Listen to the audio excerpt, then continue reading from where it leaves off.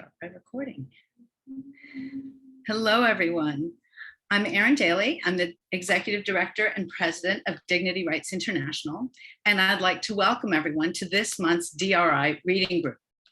DRI is a nonprofit organization dedicated to the principle that all people have inherent human dignity, and that the law should reflect and protect the dignity of every person everywhere. To that end, we've developed numerous programs to foster transnational conversations about the role of dignity in legal and cultural arenas. We recently launched a case library that contains more than 200 cases from around the world in which courts have recognized dignity rights. This case library is freely available to anybody, and the library complements a database of constitutional provisions that recognize human dignity. Now, a couple of years ago, we launched our reading group series. These events are informal gatherings for anyone interested in learning about cutting-edge dignity scholarship and thought from those who are most engaged in it. Authors, including some of our audience members today, join us to discuss their recent work in an open and friendly environment. No prior reading or study is required, just an interest in human dignity and the rights that flow from it, and a willingness to spend an hour in the company of some of the world's most interesting and influential dignity scholars.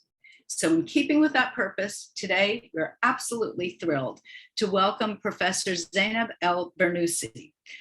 Zaynab, or Z as she's known, is an assistant professor at the International University of Rabat in Morocco, where she teaches international relations and human rights, including dignity rights. She received her PhD at the University of Louvain, and she holds a master's in public administration at Columbia University from SIPA. Z is the author of The Post-Colonial Politics of Dignity from the 1956 Suez Nationalization to the 2011 Revolution in Egypt, and most recently, of Dignity in the Egyptian Revolution, Protest and Demand During the Arab Uprising, published last year by Cambridge University Press.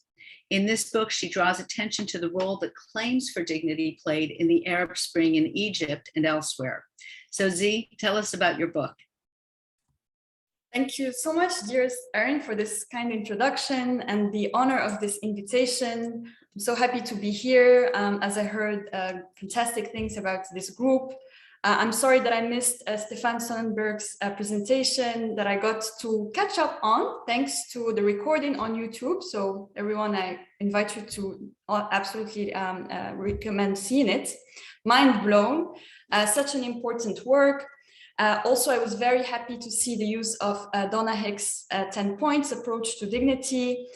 I'm not a lawyer or a law expert, but as a political and social analyst, I'm very, very interested in law and the work of Dignity Rights International, particularly documenting and connecting real experiences of a sort of concretization of dignity, which is a fundamental step towards getting closer to a more decent and dignified society, are really very important. I had also the honor of meeting and connecting with the fantastic Donna Hicks at the Weatherhead Center, and we had many long conversations about the constitutional change in Tunisia and the incorporation of a dignity approach. This is, for me, a project that is still in hold, but it remains very important to actually get back on it, particularly right now with the current turmoil in Tunisia. For our discussion today, I would like to first talk a bit about me as a researcher, particularly with the highlight of my experience in the United States, to explain why I came to this focus on dignity and Egypt in my research. So that was, to me, a very important trigger. I will also address some questions related to reading my book, but please, at any time, feel free to stop me for questions and comments. Erin already told you about me, but I just wanted to add a few points. So I'm based in what we call Sciences Po Rabat of the International University of Rabat. The fact that it's called Sciences Po Rabat is telling about the ongoing strong influence of French education in our local educational system. We actually offer dual degrees with Sciences Po Grenoble in France, and guess what? French students who have difficulty getting in the Sciences Po of the core, i.e. France, have much higher chances of being accepted here in the periphery. So I'm making some development theory sort of jokes here, because I think that there are additional layers of dignity problems with many economic development paradigms that sort of creates, of course, this hierarchy. In the case of Egypt, more specifically, a nation that's in the post-colonial era was trying to push forward the integration of the non-aligned movement, third world internationalism, and struggled very much on the way of doing that, including by many forms of exclusions. So here also thinking about what exclusion does to dignity, which reinforced a national longing for dignity. So I'm going to come back to these points.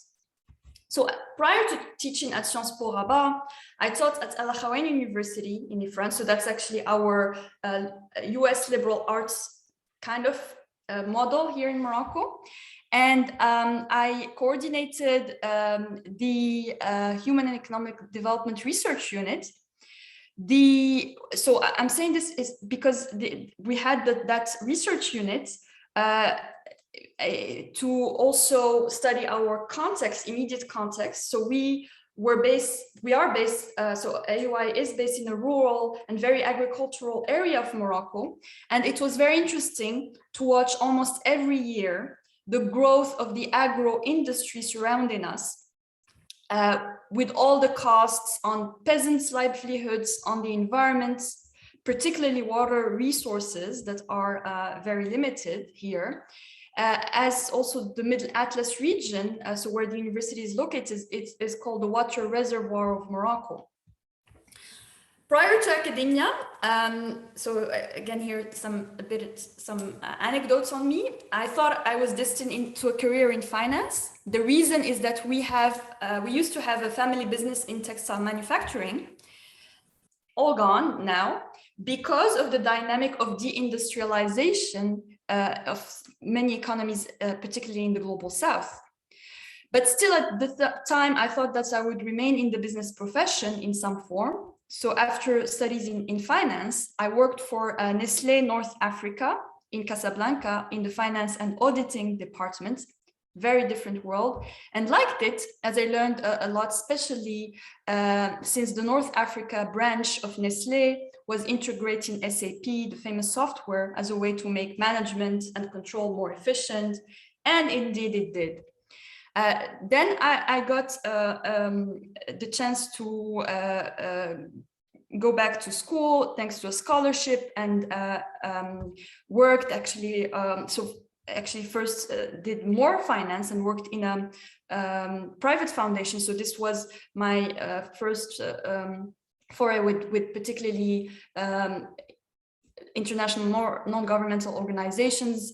Then I, as Erin mentioned, got, thanks to the Fulbright program, a second chance also to pursue more graduate studies. And this was with the Master of Public Administration in New York City, which was a dream for me. And got to work also for UNDP, the Development Program of the United Nations, on the Human Development Report, and really liked it a lot. And this is how I really wanted to do more research and got into academia. So here I also want to actually say, well, how these experiences connect. So my interest in dignity, with a focus on the Arab region, and particularly Egypt, a country in my region that always fascinated me, was triggered outside of the region, and actually in the US, in spaces of Arab communion, which as a Moroccan were a very new experience for me. Karama, that I talk about in the book, which means dignity in Arabic, was one of the main slogans for the 2011 revolution in Egypt that led to the resignation of late President Hosni Mubarak after 3 decades in power. I also want to add here that karama, the Arabic word for dignity, has a strong connotation in Arabic.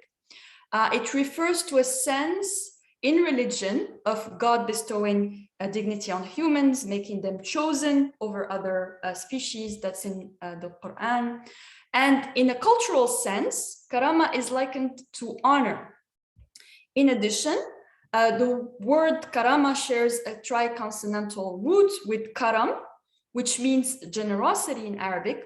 And the two words, karam and karama, are related in being both about something valuable. So first, the gift of generosity, right? But also the miracle of human worth bestowed by God. In pre-Islamic poetry, karam, meaning the value of generosity, is repeatedly presented as essential to Arab identity and the highest standard of human values that people should aspire to, which shows its importance in Arab culture. Now, back to finding karama outside of the Arab world. In the US, what I found very salient to me was the upsurge in Arab solidarity that I have experienced while actually being outside of my region, right? So to me, that was very strange, right? Especially New York City, and more specifically Astoria, Queens, a neighborhood known for its Arab community and hookah cafes. And I was in New York from 2009 to 2012, and went back to Morocco in February 2011. So that was the month of the 20th February movement, our protest movement in Morocco. And I need also to say here that actually in the United States, I met more different Arabs than when I was in the Arab region, particularly because of the difficulties of traveling for Arab passport holders inside the region. So this is something that I also constantly need to deal with because I'm in of other Arab students that we have very hard time bringing here in Morocco. So my research on Egypt, as I said, started in the US.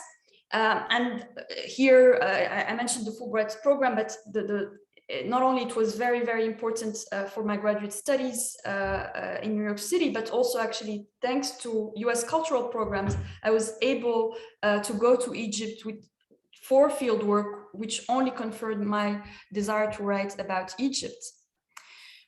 So I already cultivated a keen interest in the country growing up in Morocco, where Egyptian culture influence is very strong through music, art, cinema. But then I was exposed to it even more through the centrality of the Egyptian community for the wider Arab community in the US, right? So this was the sort of stronger group.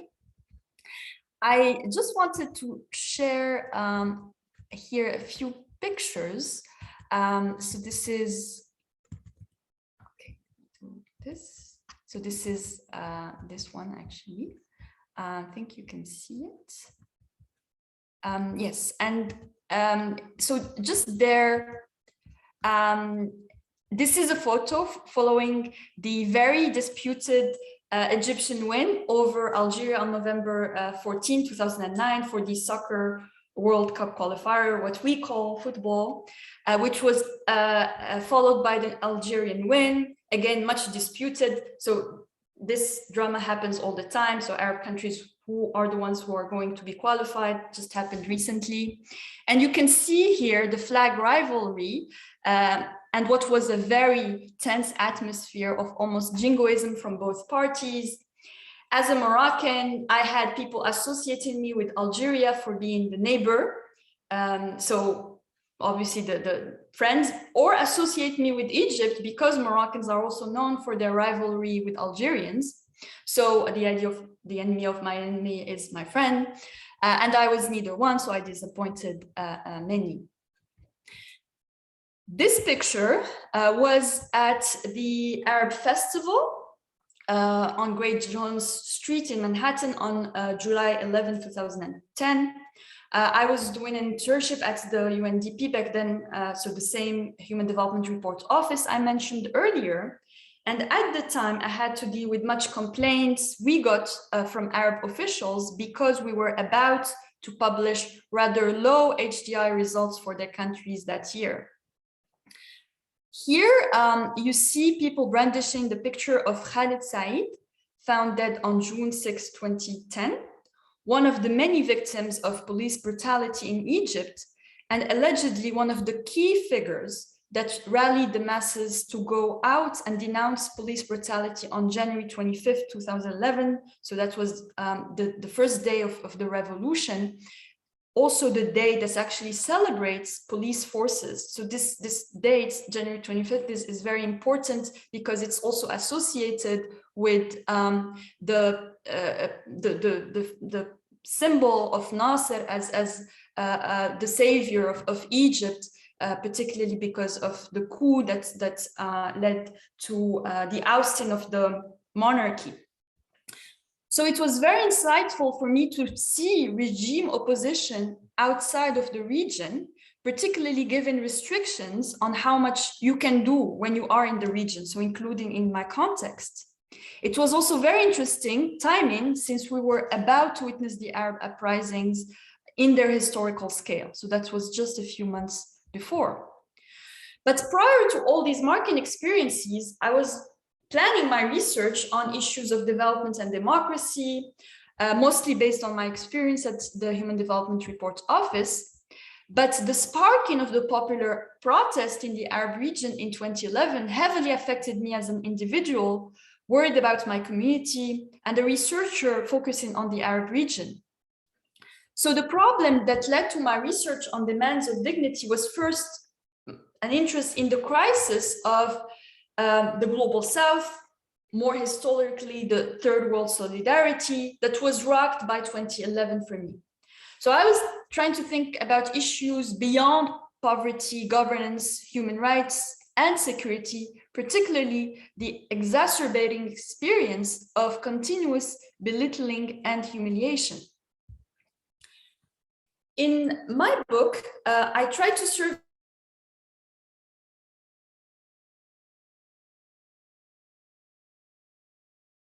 in different disciplines.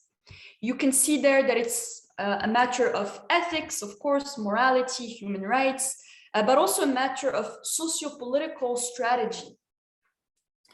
Some other literature that I would like to add is regarding law and security studies. In law, the seminal work here in constitutional law of Aaron Daly on dignity rights surveyed various but similar uses of the concept of dignity as a legal right, showcasing the concept's influence on changing applications of jurisprudence in different legal cases.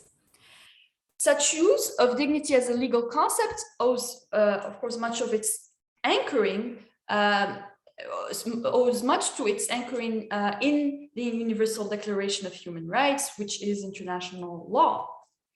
Also, there has been an increasing interest in dignity rights in light of numerous important social movements, such as the Black Lives Matter movement, which is very inspiring, especially in contexts outside of the United States. So, given attention to a dignified process of judicial accountability, for example, decreasing the crowding of jails, ensuring a dignified process to ensure community safety, are really now increasingly more more cared for. And these are much needed approaches to move toward a more decent society where human rights are respected. Here, I would like also to bring to attention works in critical security studies regarding the rise of humanitarian security regimes, particularly in the precarious global South, which are alarming regarding a disregard of human dignity in the name of security and protection. As I previously said, my interest in Egypt predated 2011 and went back to Nasser as a personification of Karama and the leader of third world solidarity, defying the imperialist West. And I wanted to make a comparison between that longing for dignity back during Nasser's time compared to today. And the comparison showed that there is an Arab seemingly an Arab people problem with how they perceive karama, meaning quite negative, particularly in the context of problems of clientelism and human rights violations. So hearing things like, we don't deserve karama. There is no karama whatsoever here. So I was struck to see at the beginning of the protests in Egypt in 2011, young people brandishing photos of Nasser as a personification of dignity and defiance, when he actually was also another authoritarian leader, right? So for them, they really much disassociated Nasser from Mubarak. This time, instead of targeting foreign powers as the enemy, what seems to happen is that the enemy was within, in the form of local leadership that has abused its powers, oppressed and humiliated all kinds of people. At the beginning of the post-colonial era, dignity was mirrored in sovereignty and self-determination. So even if it meant autonomy, it related to the collective, right? What we have seen in the case of Egypt in 2011 is a movement from a collective understanding of dignity to an increasingly more individualized one that I found quite insightful. The two, so the collective and individual understanding, are also interconnected, because even if there was an expression of individual identity, particularly from several minority groups, there was as well much enthusiasm for national honor, right, in the very acts of the revolution, and showing to the rest of the Arab region and to the rest of the the rest of the world what Egyptians collectively are capable of achieving, right? So there is the sort of satisfaction of the individual act, but also the one of the group. Of course, we have seen how many of the Arab uprisings in 2011 ultimately failed, right? So now, a decade after. In the book, I presented several artists and key activists in Egypt in 2011 who today, in many instances, went on exile, have been jailed, and even died. But despite all these hardships, I would argue that the cultural revolution, the revolution in ideas and values, has somewhat succeeded in Egypt and in other parts of the region, because there is a continuing and growing struggle. One example, very important one, is that of Ala Abdel Fattah, a main activist of the revolution, who was just recently condemned to 5 years in jail after being incarcerated for years without really valid reasons, and who also published a few months ago from jail a book entitled "We Will Not Be Defeated." And it speaks volumes about the success of the revolution in terms of changing values, even if there hasn't been much change in terms of political regime. The very strong comeback of authoritarianism in the Arab region after the Arab uprisings makes demands for dignity very likely to keep on simmering and eventually outburst again. And we see it with several bubbles of unrest bursting here and there. I saw in Stefan Sonnenberg's presentation of the Bhutan example for dignity, how the elders there attached much importance to apology coaching, so meaning providing sincere apologies and being keen on doing that. I thought that this apology coaching is drastically lacking in many Arab contexts. And indeed, there is very, very little space for apology that seems to be perceived as a weakness. And I think it's also maybe valid for other contexts. But the very nature of political regimes in the region has also characteristics of a bully actor. And this is from the work of Clement Henry on Middle East politics that I think are very insightful. So a bully state is very unlikely to apologize. And that is why apologizing to the people becomes even more needed. This can be done by instituting bodies of reconciliation and restorative justice, like commissions on those processes. Tunisia is notably a country that did that, but only one, but its commission was perceived as a staging of reconciliation rather than one that was genuine and transformative. In Egypt, what has been missing since 2011 are actions to limit police brutality. The very same one that killed Khalid Said, the young man with a promising future whose pictures were brandished in Manhattan a few months before the start of the revolution. I also wanted to emphasize that in the book, I propose dignition. So this is a word and an invitation to think about how actually there is something particular about demanding dignity recognition. So dignition is a portmanteau of dignity and recognition.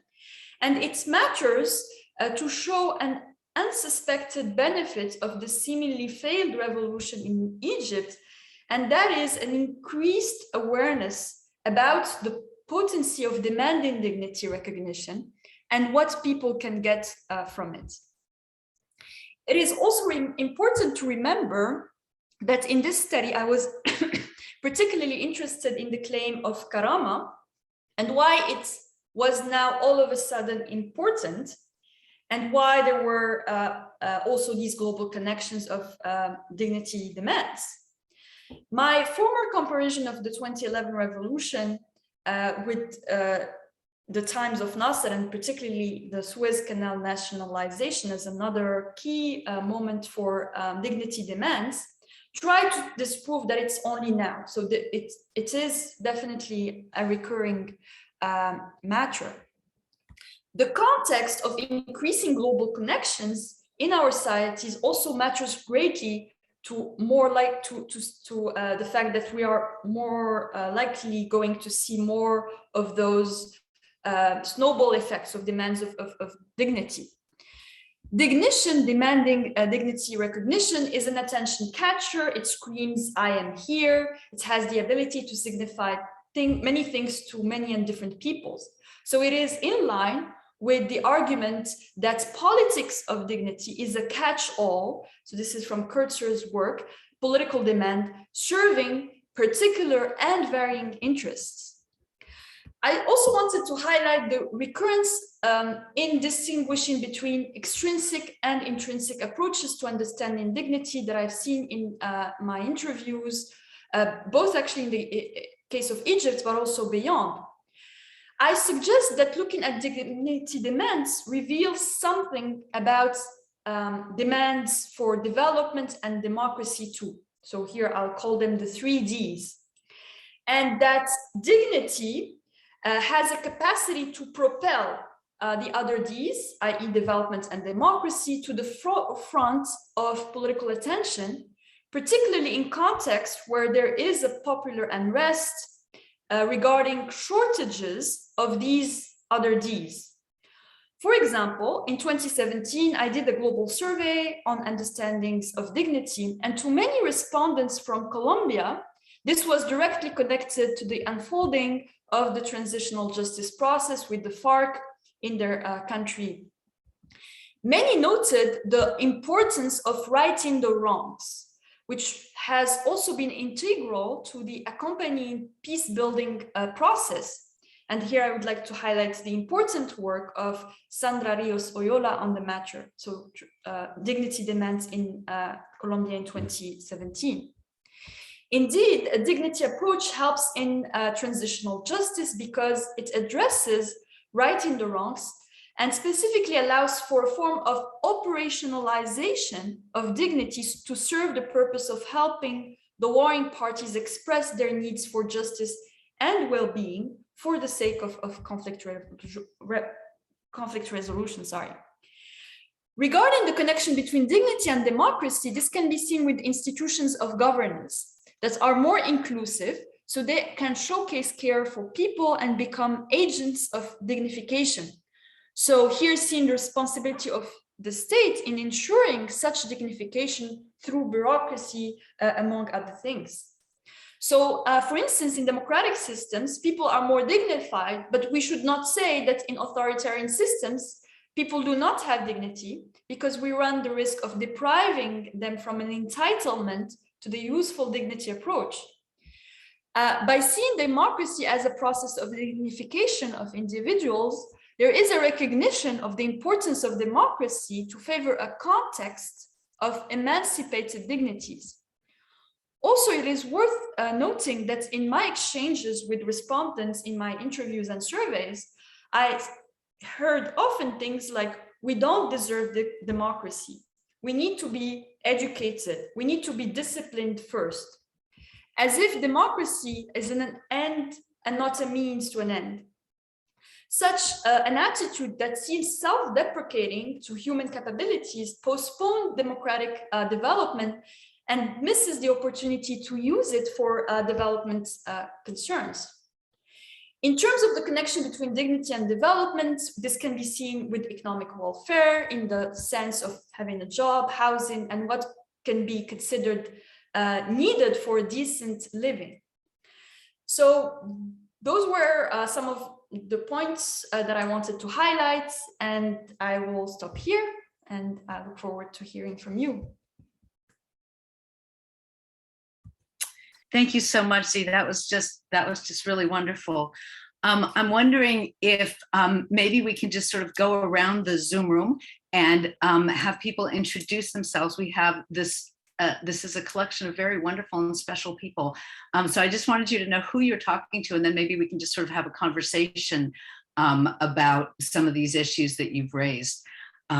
So let's start with Jim, if I could ask you to just, well, I'll introduce you a little bit, and if I could just ask you to say hello.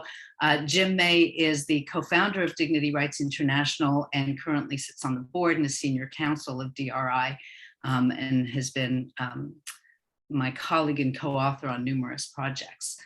Jim? Can you hear me all right? Yes. Yeah, so good afternoon, everybody. Yeah, I'm the founding president of Dignity Rights International. I can't thank you enough for just being a part of this.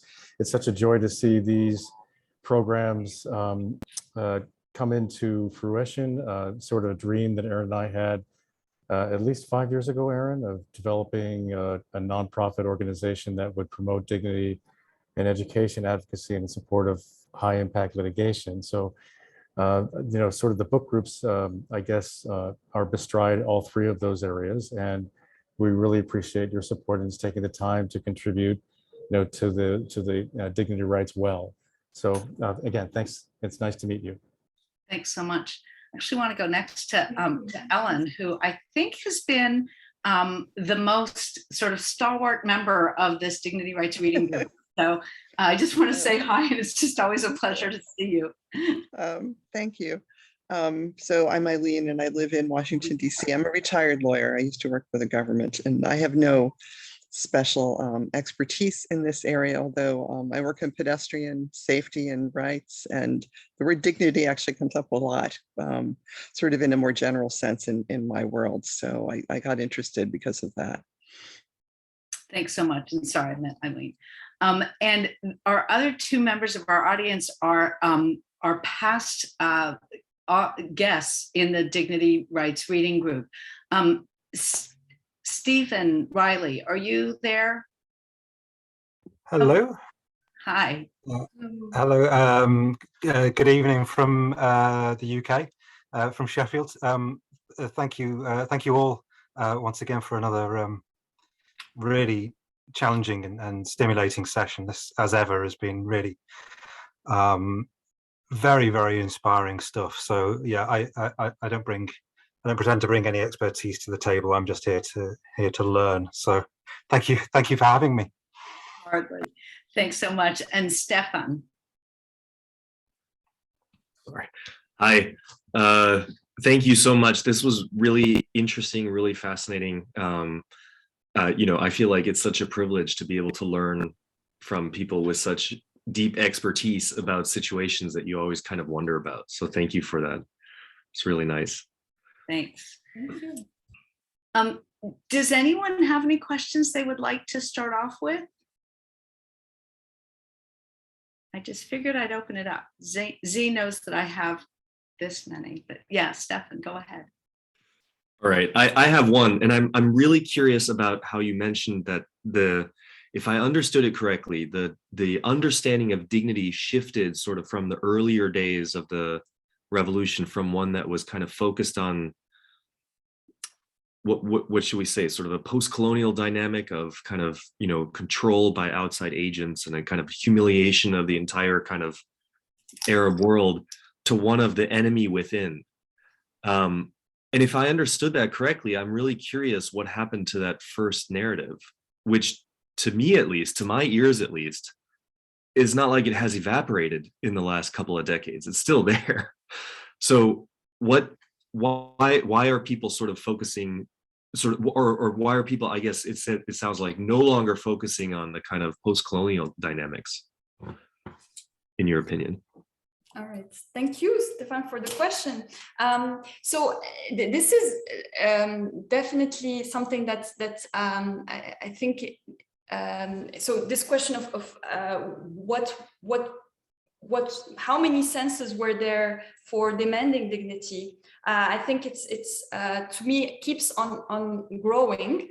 But regarding first the attention on the connection of demanding dignity to a desire for autonomy, right? National autonomy was actually something even prior to 2011, right? So this was particularly with the nationalization of the Suez Canal. So even before the Arab uprising started, I actually was very interested in the concept of dignity because Nasser, as a very important leader in the history of Egypt, but also a significant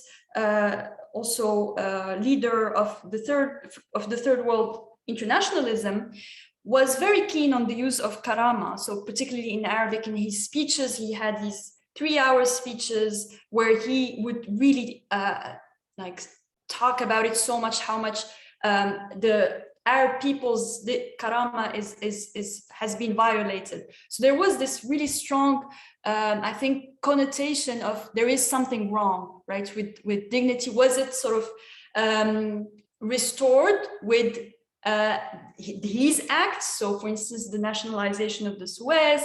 But okay, that happened. But still, there was the war, the defeats in '67. So there were also all these failures, right? That sort of tarnished, right, the so-called successes, but still there was a lot of respect to the figure of Nasser. That at least back in times of Nasser, at least there was a bit more of serving of Egyptians' interests, right? That just prior to the start of the revolution in 2011, this feeling, particularly with Mubarak's, was very much exacerbated. So the experience was very different. That's actually Mubarak doesn't care at all about Egyptian, right? So there is a sort of second experience of exploitation, but not from colonial powers, right? This time it's coming from local leadership. And there were all these little sort of mounting or these events just prior that exacerbated the situation. So the fact that his son Gamal, Mubarak was going to be the next president. So there was this also feeling that it's gonna stay this way, and it's really frustrating. But for one key narrative that I think very much contributed to the spark of the revolution, and especially because it started the day of celebrating police forces, was the killing of Khalid Said. So that was just a few months before that. But Khalid Said, compared to other victims, the many victims of Egyptian police, was one that's it almost seemed maybe less fair. Even, of course, it's never fair, but it was a good boy. He was going to a university. He worked in IT. He was very active in his community. So it was not just some troublemaker, right? That maybe didn't attract as much sympathy, right? So this was a case that really angry people. That it was this very it was very unfair that he got that fate. And the first narrative, I think, that was very strong was about police brutality, how this can't be anymore, how much I mean, how people's lives are so much humiliated and dispensed of. But there were also other layers that will come in, right? So, and this is something that I try to categorize. So I talk about dignity as for instance, faith, and particularly Islam. And this helps also understand how there was this, well, important role of Islamic groups, so, and ultimately the rule of the Muslim Brotherhood, right? So how there was also an attempt by some religious group, particularly Islamic group, to say, well, there is a need to restore dignity and the dignity of Muslims, right? So there was also this narrative that played. So you have that one plus the one on human rights violations, right? And brutality. Then there is also the one of economic precarity, right? So that was different. So it's not people who complain about, or who demand human rights respects, but also that actually just felt that the prices, right, goods have been increasing. So that definitely there was an episode of commodities price right before the revolution, right? Particularly for wheat, right? And wheat is a very, very important commodity for bread, right? So part of also the slogans of the revolution were just bread, right? That actually people want bread and want less of economic precarity. I mean, I think that's, but still, I think that's for instance, in terms of what you commented on regarding how you think that's actually the also connection, right, to the post-colonial condition of Egypt, right, also plays into the status of many people and how precarious it is. I think that still is it's still a narrative that is resounding, and that there is this connection, that this is connected also to a global order. So particularly, for instance, with the return of a pseudo military regime, right, with Sisi. So the fact that I mean, this is also a president that is now very much welcomed by many Western leaders as right,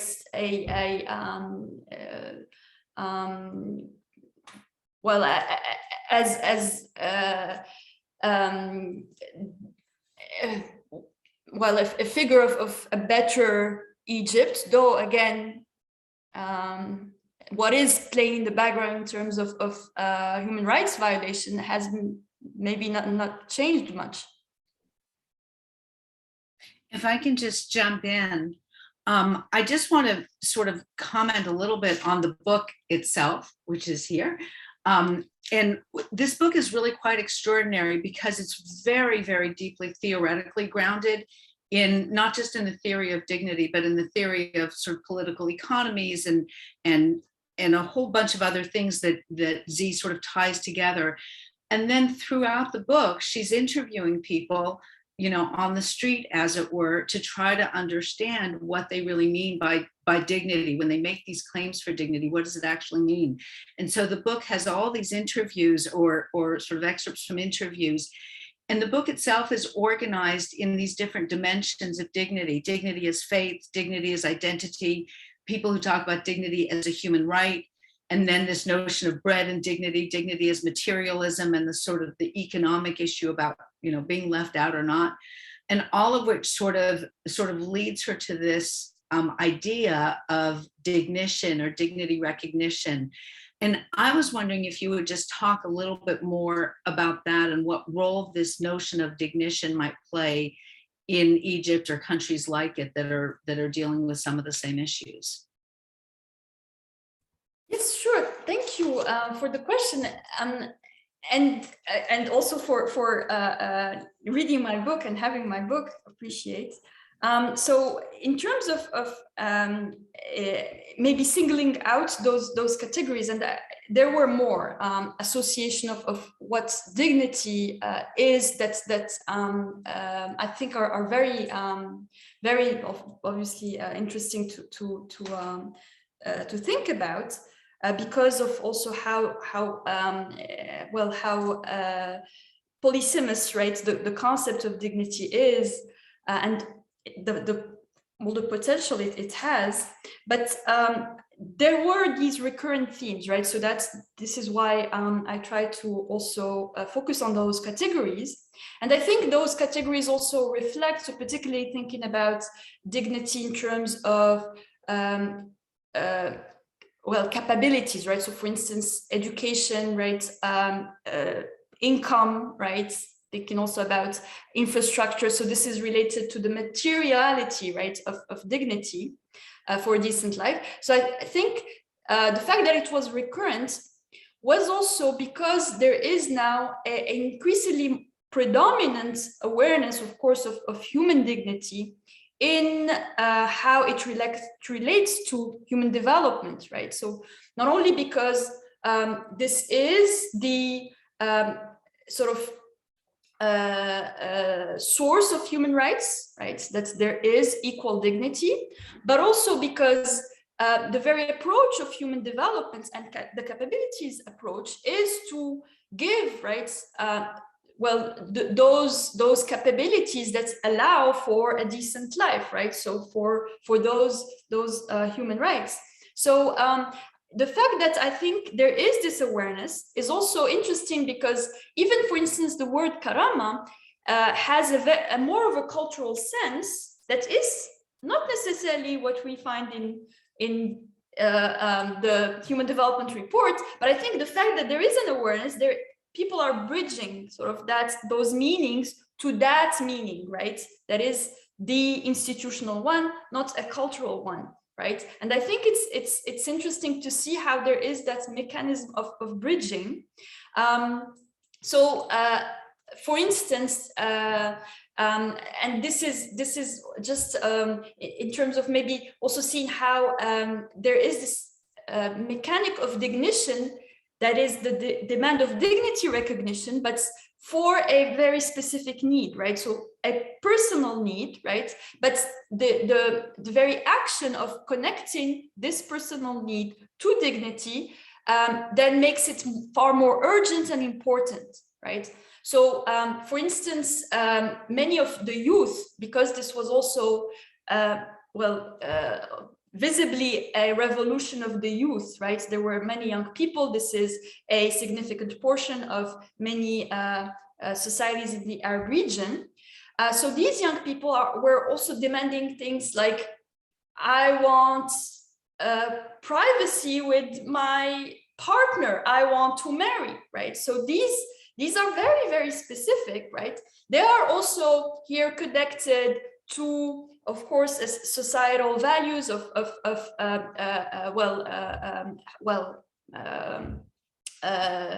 promoting,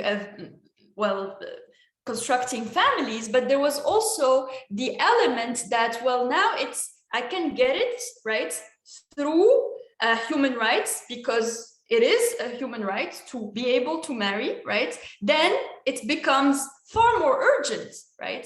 It becomes, and I'm just mentioning here this example of young people in terms of their desires for intimacy, for also marriage, because actually there was this phenomenon of waithood. That's actually an increasing number of young people, because of economic precarity, are unable to have enough resources to marry, and there is this frustration, right? And then it's I think it was interesting to see how there was this sort of opportunity to attach it to dignity and to make it far more important. Yeah, thank you so much. Thank you for that Sure. elaboration on. Any questions from anyone else? We're not putting questions in the chat because I figured we could just have a conversation about these issues. But I want to give other people a chance in the few minutes that we have left. Yeah, Stephen, go ahead. Thank you. Thanks, Erin. There's so many pathways. I don't quite know what to follow, but I'd like to reach back to the issue of forgiveness, if I may, and reconciliation, and just push on that a little bit, and gauge how important that is for the people that you spoke to, and how reckoning with the past might be a precondition, maybe not the complete condition, but a precondition of dignity, or being able to move forward, or dignition in itself. How important was or is forgiveness? Thank you for this question, and I think it's very important because this is a reading, my reading of this importance, and I'm gonna here present the elements of that sort of make me think how much actually maybe presenting apologies, right, to the people can be very helpful in terms of maybe particularly addressing these demands of dignity. And the reason is that part of that narrative of, well, there is this enduring post-colonial condition, neo-colonialism, was that actually both in my interviews, but also in much of the popular culture, there is a presentation that actually people in their country are, Arabs in their country are less valued than even foreigners when they come, right? So for instance, if you are a foreigner and go to the police, they will treat you well, but if you are local and you go to the police, they will treat you badly, right? So there is this sense that the authorities actually completely disregard what people think locally. And this is not only in these, so for instance, in shows, right, you would see how if there is a foreigner, the police are all disciplined and nice, and if the locals, they will slap them, and literally showing slapping people as a normal act, right? That I think really is something that people, care about, right? So they would repeat that, right? That actually that this is a problem, and well, part of also, I think the reason why it's still something that is very much cared for, that there is this lack of apology, is also how, for instance, even when there are attempts to maybe actually do a positive act, so such as the case of the Commission on Truth and Dignity, so the transitional justice organization or institution in Tunisia was called Truth and Dignity. People were very skeptical, right? So even if this was something that was done for them, they were skeptical about how genuinely it was done for them and that it was more for the show. And actually there were ways to think that it was more for the show, because there was a lot of mediatizing, right? And inviting of all sorts of international experts to come and see, right, what we're doing, right? Instead of being accountable to the people, right? And I think that's because obviously this is clear, right? And people are noticing here these hypocrisies. It makes the need for really maybe changing the style, particularly in terms of and having more of these commissions. So even I think having more. So for instance, particularly in the case of Egypt, where there was no such commission. And I think definitely Tunisia, even if there were these problems, is a very inspiring model for the rest of the region. So again, even I talked about how I was talking with Donna about looking at their constitutional transformation, and even if today again it's a very troubled time, right, for democratic institutions, it's still a very inspiring example for the rest of the region. So notably, if we look at actually the constitution, the constitutional change process that involved also this Commission on Truth and Dignity, which was very interesting news, and also that it took over 3 years for them to draft a new constitution.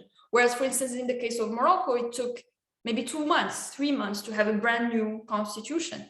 So of course, it doesn't mean that it's necessarily, well, saying that it's necessarily a better constitution, though, at least in terms of being more, at least trying to be more accountable to people's needs, at least there was an effort there that I think is very important. Thank you so much. Can I'm I sorry. briefly follow up to that? Sorry, I'll be really quick. But just to say, I mean, that's